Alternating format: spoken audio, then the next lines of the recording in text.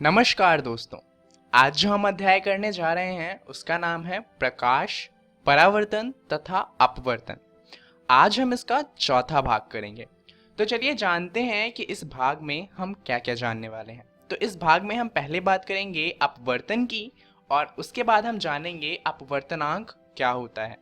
पर ये जानने से पहले आपको लास्ट वीडियो में एक होमवर्क दिया गया था जहां पर आपको एक सवाल सॉल्व करके लाना था। तो अगर आपने वो सवाल सॉल्व कर लिया और आपका सही उत्तर आ गया तब तो बहुत अच्छी बात है, परंतु अगर आपसे वो सवाल नहीं हो पाया तो चलिए देखते हैं कि उस सवाल को करना किस तरीके से है। तो सवाल था कि किसी ऑटोमोबाइल के पीछे का दृश्य देखने के लिए उपयोग होने वाले उत्तल दर्पण की वक्रता थी 3 मीटर और एक बस इससे 5 मीटर की दूरी पर स्थित था। तो हमें बताना था कि प्रतिबिंब की स्थिति क्या होगी, उसकी प्रकृति क्या होगी और उसका साइज क्या होगा। तो अब यहाँ पर हम देख सकते हैं कि हमें दो चीजें दी हुई हैं, एक तो वक्रता त्रिज्या और दूसरी दी हुई है बस की दूरी हमारे जो दर्पण है उससे। तो सबसे पहले तो हम ये देख लेते हैं कि हमें दिया क्या क्या है। वक्रता त्रिज्या 3 मीटर हो गई और बिंब की दूरी हो गई -5 मीटर। क्योंकि जो हमारा बस है वो हमारे दर्पण से बाईं तरफ पे होगा, मिरर के अंदर कोई सी भी चीज पॉजिटिव होती है, परंतु जो हमारा दर्पण है उसके बाहर कोई सी भी चीज कैसी होगी, नेगेटिव। तो इसलिए यू हमारा -5 मीटर होगा। अब हमें प्रतिबिंब की दूरी निकालनी है और हमें जानना है कि इसका आवर्धन कितना है, और हमें ये दोनों बातें नहीं पता। तो चलिए देखते हैं कि इसका उत्तर किस तरीके से होगा। अब सबसे पहले हमें निकालना होगा फोकस दूरी, क्योंकि फोकस दूरी के बिना तो काम हो ही नहीं सकता। परंतु फोकस दूरी दी नहीं थी, पर हम ये जानते हैं कि फोकस दूरी वक्रता त्रिज्या की आधी होती है। तो फोकस दूरी हो जाएगी 3/2 यानी कि 1.5 मीटर। और अब हम इसके अंदर दर्पण का सूत्र लगा सकते हैं। तो दर्पण का सूत्र था 1/v प्लस में 1/u बराबर होता है 1/f। तो हम इसको कुछ इस तरीके से भी लिख सकते हैं, क्योंकि हमें v की वैल्यू नहीं पता तो उसको एक तरफ रखते हैं और बाकी दोनों वैल्यू को दूसरी तरफ ले जाते हैं। अब अगर हम यहाँ पर वैल्यूज डालेंगे तो f की वैल्यू थी 1.5 और u की वैल्यू थी -5 मीटर। इसको सॉल्व करने पर हमारे पास आएगा 1/1.5 प्लस में 1/5, जिससे वैल्यू आ जाएगी 6.5 अपॉन में 7.5। पर यहाँ पर ध्यान दीजिए कि ये जो वैल्यू आई है ये 1 में v की है। तो v का वैल्यू क्या होगा, इसका जस्ट उल्टा, यानी कि v की वैल्यू हो जाएगी 7.50 अपॉन में 6.50। जिसको सॉल्व करेंगे तो हमारे पास उत्तर आएगा प्लस में 1.15 मीटर। अब प्रतिबिंब की दूरी प्लस में आई है तो हम कह सकते हैं कि प्रतिबिंब दर्पण के पीछे बना होगा, और पीछे बना होगा तो हम क्या कह सकते हैं कि जो हमारा प्रतिबिंब होगा वो आभासी होगा, और सारी आभासी चीजें हमेशा सीधी होती हैं। तो आभासी होगा और सीधा होगा, परंतु अभी भी हम उसके साइज के बारे में कुछ नहीं बता सकते। तो इसलिए हमें क्या निकालना होगा, हमें निकालना होगा आवर्धन। और आवर्धन का फॉर्मूला क्या होता है, आवर्धन का सूत्र होता है h' अपॉन में h। परंतु हमें यहाँ पर ना तो बिंब की ऊंचाई पता है और ना ही प्रतिबिंब की, तो यहाँ पर हम इसका दूसरा सूत्र इस्तेमाल करेंगे जो है माइनस में v अपॉन में u। अगर हम इसका इस्तेमाल करेंगे तो हमें वैल्यू मिलेगी माइनस में 1.15 अपॉन में -5। यहाँ माइनस से माइनस कैंसिल हो जाएगा और हमें जो वैल्यू मिलेगी वो होगी प्लस 0.23 मीटर। तो क्योंकि ये 0.23 है यानी कि 1 से कम है, हम कह सकते हैं प्रतिबिंब बिंब से छोटा होगा। तो हमारा उत्तर आ जाएगा प्रतिबिंब आभासी है, सीधा है तथा साइज में बिंब से 0.23 गुना छोटा है। चलिए ये सवाल तो हुआ खत्म। अब शुरुआत करते हैं जानते हुए अपवर्तन को। अब अपवर्तन सिर्फ उन चीजों में होता है जो पारदर्शी होती हैं, और ऐसा इसलिए होता है क्योंकि हम जानते हैं पारदर्शी चीजें पारदर्शी इसलिए होती हैं क्योंकि उनसे प्रकाश की किरण दूसरी तरफ जा सकती है।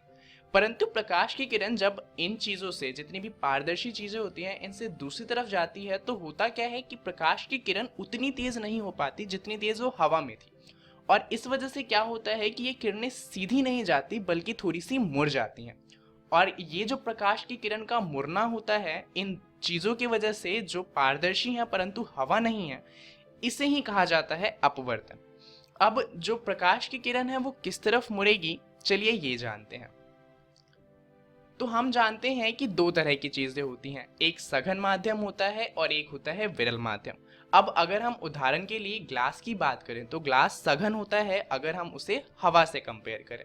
तो यहाँ पर हम पहले देखते हैं जब कोई सी चीज विरल माध्यम से सघन में आती है, तो अगर कोई आपतित किरण मान लीजिए विरल माध्यम से सघन माध्यम में आ रही है, तो जहां पर ये सघन माध्यम से टकराएगी वहां पर हम एक परपेंडिकुलर लाइन खींचेंगे जिसे कहा जाता है अभिलंब।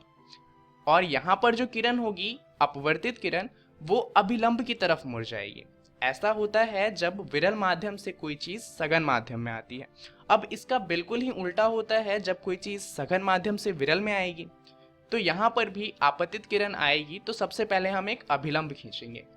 अब क्योंकि किरण सघन माध्यम से विरल माध्यम में आई है तो इस बार ये अभिलंब से दूसरी तरफ मुड़ जाएगी, और ऐसा होता है जब किरण सघन माध्यम से विरल माध्यम में आती है। तो यहाँ पर दो बातें साफ हो जाती हैं। पहली बात, जो किरणें मुड़ती हैं ऐसा इसलिए होता है क्योंकि अलग अलग माध्यम में जो हमारी प्रकाश है उसकी गति अलग अलग होती है, और ये किस तरफ मुड़ेगा ये इस बात पर निर्भर करता है कि जो किरण है वो सघन माध्यम से विरल में आ रही है या फिर विरल से सघन में जा रही है। चलिए अब अपवर्तन के कुछ नियम देख लेते हैं। दरअसल अपवर्तन के सिर्फ दो नियम ही हैं, और पहला नियम तो वैसा ही है जैसा हमने परावर्तन में पढ़ा था। ये है कि आपतित किरण, अपवर्तित किरण तथा अभिलंब तीनों एक ही तल में होते हैं। तो यहाँ पर तो ज्यादा कुछ समझना नहीं क्योंकि ये वही है जो हमने पढ़ा था परावर्तन के केस में। दूसरा केस थोड़ा ज्यादा इंपॉर्टेंट हो जाता है। दूसरा केस जो है उसके अनुसार अगर I आपतन का कोण हो तथा R अपवर्तन का कोण हो तो साइन I अपॉन में साइन R जो होता है वो एक कांस्टेंट होता है, यानी कि एक फिक्स वैल्यू होती है जो नहीं बदलेगी। अब यहाँ पर ये तो पता ही नहीं कि आपतन कोण और अपवर्तन कोण क्या होता है, चलिए उसे जान लेते हैं। ये है हमारा आपतित किरण। तो आपतित किरण अभिलंब के साथ जो कोण बनाती है उसे कहा जाता है आपतन कोण। आप देख सकते हैं यहाँ पर I से उसे दिखाया गया है। और ये है हमारी अपवर्तित किरण, और अपवर्तित किरण और अभिलंब के बीच के कोण को कहा जाता है अपवर्तन का कोण। और साइन I अपॉन में साइन R अगर हम लिखेंगे तो इसकी जो वैल्यू आती है वो हमेशा फिक्स होती है, तो वो नहीं बदलेगी। अब ये जो नियम है इसके बारे में हमें एक साइंटिस्ट ने बताया था जिनका नाम था स्नेल, तो इसीलिए हम इसे कहते हैं स्नेल का नियम। चलिए अब जानते हैं कि अगर कोई कांच का स्लैब हो तो उससे अपवर्तन किस तरह से होगा।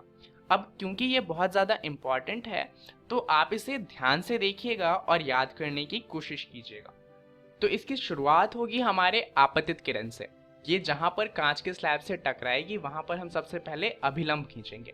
अब क्योंकि विरल माध्यम से सघन माध्यम में किरण आ रही है तो ये अभिलंब की तरफ मुड़ेगी, इसे कहा जाएगा अपवर्तित किरण। अब यहाँ पर जब ये इसके अंदर आ जाएगी तो इसके अंदर तो ये सीधी ही जाएगी, परंतु कांच के स्लैब के एंड पर आने पर इसका फिर से अपवर्तन होगा।